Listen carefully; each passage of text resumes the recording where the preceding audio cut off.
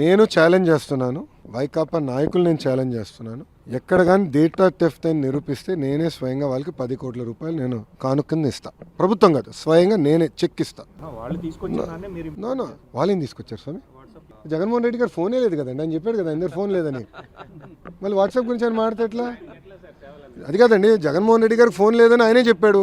Phone పట్టుకుని తిరగడని ఆయనే చెప్పాడు ఒక ఇంటర్వ్యూలో. టీవీ9 ఉన్నాడు, టీవీ9 ఇంటర్వ్యూలో చెప్పాడు ఆయన. సో ఫోనే లేనాడు పాపం, వాట్సాప్ గురించి ఏం తెలుస్తున్నాడు? వదిలేసేయండి సార్ ఆయన. ఎందుకు? ఎవరండి? ఫోన్ కొనిచ్చి పంపించమంటారా? అది కాదు, ఫోన్ కొనిచ్చి పంపించమంటారా? ఆయన ఇంకా ఎక్కువ సమయం ఎందుకో బెంగళూరులో ఉంటున్నారు. అక్కడ పెట్టుకో మేము సర్వీసెస్ అందజేయాలి.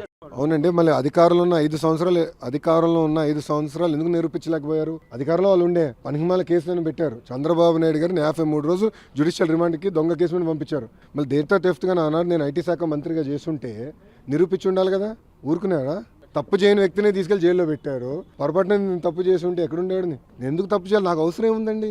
నాకు ప్రజల డేటా నాకెందుకు అవసరం అండి? మాకు కావాల్సింది ఓటర్ లిస్టు, అది పబ్లిక్ డాక్యుమెంట్. మాకు కావాల్సింది ఓట్లు. ఈరోజు తెలుగుదేశం పార్టీ సిస్టమ్ మొత్తం ఓటర్ లిస్ట్ మీద డిపెండ్ అయి ఉంది. సింపుల్. మీరు కూడా సభ్యత్వం తీసుకొని మీకు అర్థమవుతుంది మా సిస్టమ్.